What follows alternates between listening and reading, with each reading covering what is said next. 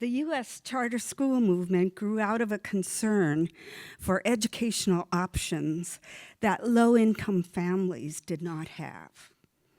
Hence, the first law passed in Ohio limited charter schools to the urban Big 8 districts. I was hired at the Ohio Department of Education in February of 1998 after a transition year in northern Minnesota at Bemidji State University. I had previously spent 2 years at the Ibn Khaldun School in Manama, Bahrain. The Ohio Department of Education was gearing up for its first year of charters. And I think the fact that I had been in Minnesota, one of the first states to have charter schools, was attractive to John Rothwell, who hired me. Since then, we've seen an expansion of where charter schools may sprout, and we've learned that several of Ohio's school districts need significant improvements, as revealed on their report cards published by the Ohio Department of Education and Workforce.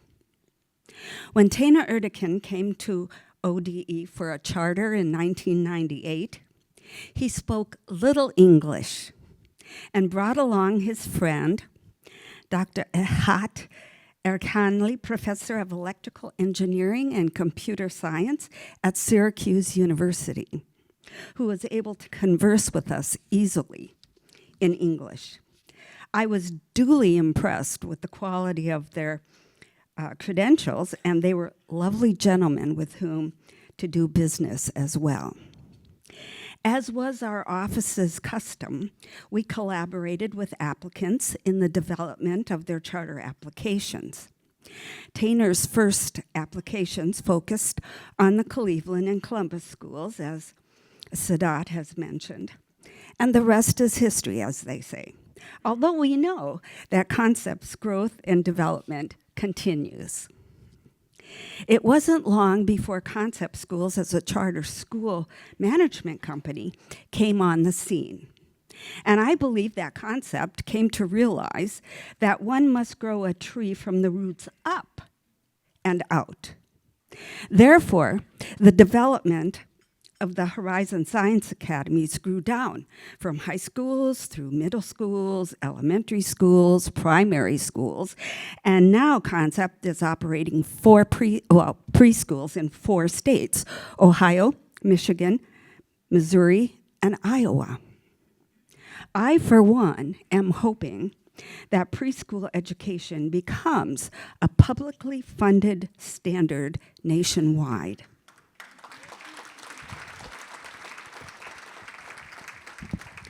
On the educational world stage, the U.S. is behind in this regard. How can this be? Well, we need to respect the fact that the original 13 colonies were 13 independent cultures, and that this country, like a garden, has many species in it, living side by side, competing for nourishment. It's difficult, at the very least. My trust has been well placed over time, as the Cleveland and Columbus schools have been recognized, again, as Sadat mentioned, blue ribbon schools by the USDE, and this year I am again heartened that Concept is being recognized as the leading STEM charter school network in the Midwest and earned the Cognia accreditation and STEM certification seals. Of course, the reason for the successes, I believe, is that your students are the utmost priority in all your schools. I'd like to turn to continued growth, opportunities, and challenges. It's obvious that everyone at this event wants to see Concept continue its growth, bringing superior education to disadvantaged students wherever charter school laws exist. Expansion brings opportunities, some clearly understood at the outset, but some that may come as surprises along the way. concept is not mired down by weighty bureaucracy as so many public districts are, and can choose to pivot as it sees fit. I continue to trust that your operations will always keep what's best for students uppermost in your school's cultural gardens. Our challenges may seem almost overwhelming, having come through a pandemic, bringing even more technology into school than there was before. Currently, our districts struggle with attendance after so many students have become conditioned to staying at home. And as a former principal of a statewide online charter school, I know that asking faculty to work with both online students and in-person students is asking them to consider two teaching positions made up of two separate skill sets. I trust that concept will continue to grow with cautious, careful consideration of the categories of risk, but will continue to keep students' educational welfare as your true north. Several of us won't be around for the 50th anniversary, but I trust that future leadership will work to fill the big shoes of your founding school leaders and faculty, and will look back on the accomplishments of your alumni with pride. Thank you.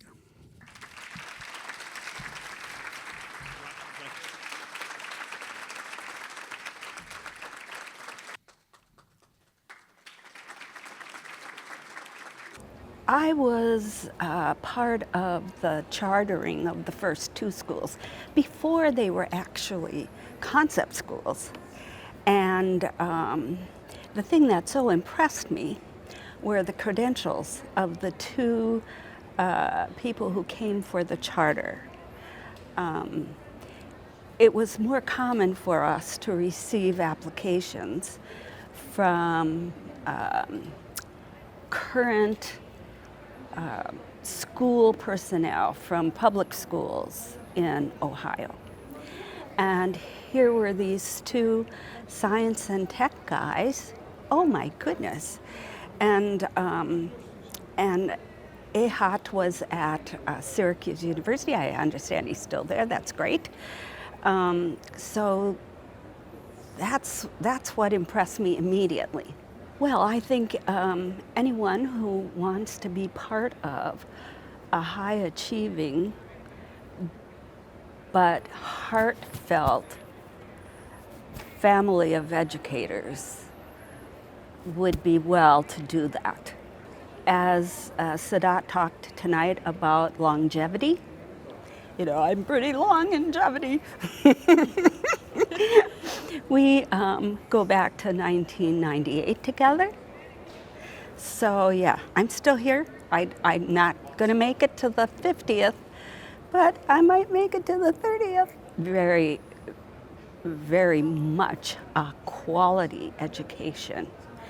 And so many people come to the charter school world because maybe they're dissatisfied with their districts.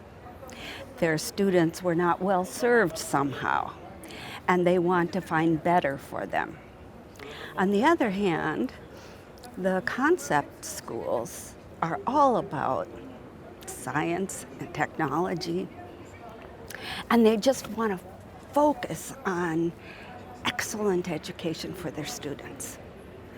And so I think that's what I would recommend, you know, for anyone considering getting behind a charter school movement.